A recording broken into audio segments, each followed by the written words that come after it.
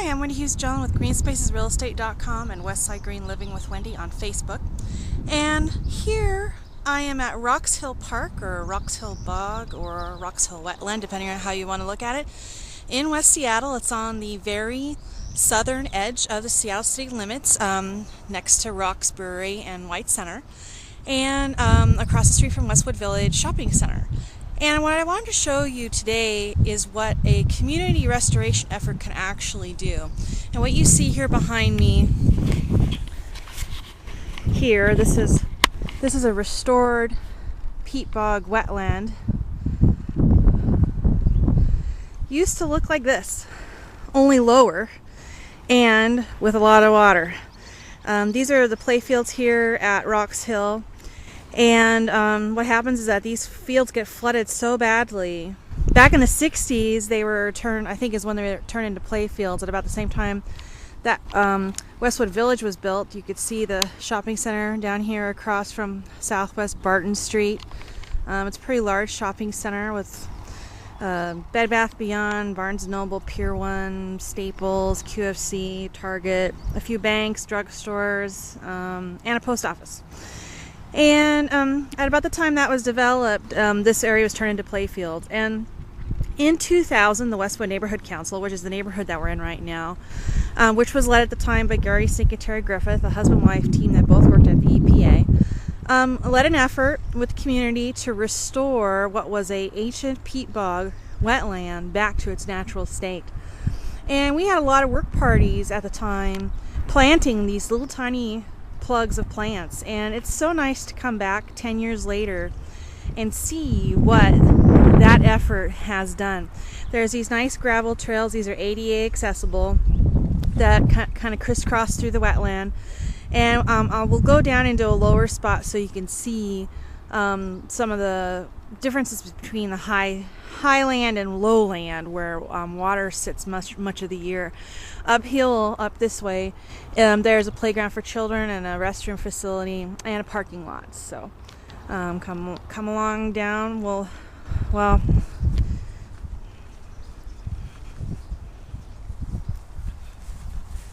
So I like to bring Sophia here to walk a lot, because a lot of other people here walk with their dogs, and there's lots to sniff and smell. She's not much of a wildlife chaser or anything like that, and this is not an off-leash area, but the fact that so many other dogs have been here gives her a lot to smell. But if you see here, these are thick grasses here that are both able to withstand flooding and drought, which is what happens during the summer. And then there's some other trees now.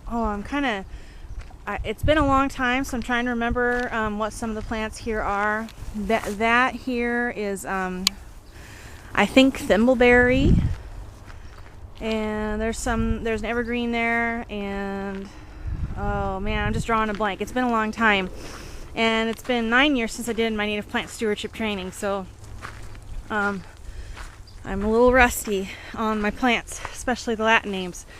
But a lot of what was here was just flooded grass all the time, so they actually came in and scraped back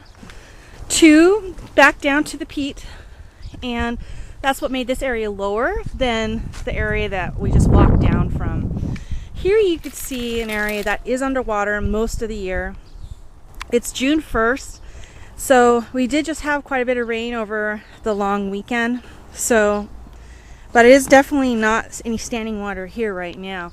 But you can see there's a lot of found objects here for bugs and birds and whatnot. There's dead wood here, and just some grasses here that are able to tolerate a lot of water. And then as you go along the edges, you'll see plants that can withstand some short periods of flooding, but not long term. Here we have a nice mix of sword fern and salal, and a couple of other things here, and this flower.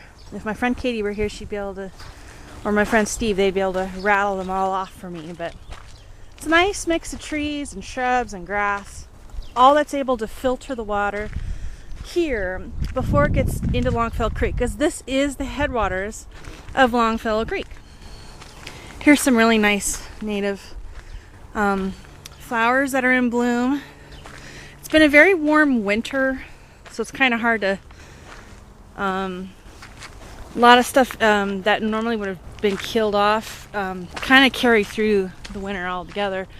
Here we have some more logs, and that here, I don't know. It's very interesting looking though. So when you walk along or roll along, since this is a wheelchair accessible path, there's a lot to look at, even if you don't know what it's called. And I guess, you know, if you don't know what it's called, that's perfectly fine. Sometimes I think it's better to not know and just be able to enjoy all of the greenery. It's pretty quiet here. I could hear birds. I could hear a swing squeaking up the hill. Oh, this is mare's tail here. This loves wet areas. Some people who have wet yards, this comes up in their lawn. I had a neighbor, it just drove her absolutely nuts. But, you know, as a native plant person, I'm like, yay, yay. Now here we have holly. Now this is not native. It's actually considered an obtrusive invasive because it takes up space where salal and other plants could be growing, but it does provide habitat and it doesn't spread very fast. So I'm just going to make a mental note to come here during the winter and clip some greens and berries for home decorations, because it doesn't matter if I clip it because it really shouldn't be here anyway. So a lot of projects, this did get a lot of Department of Neighborhoods funding. A lot of projects, they get the money for setup, but not so much for maintenance. And the beauty of this particular project is that it can maintain itself for the most part, because it is just plants that filter water. And Longfellow Creek is a salmon bearing stream, so we want the water that flows down there to be clean. So that's it for today in West Seattle. I'm Wendy Hughes-Jelen with Westside Green Living and GreenSpacesRealEstate.com. Thanks for coming along, and I'll try to find more green spaces to share with you. Have a great day.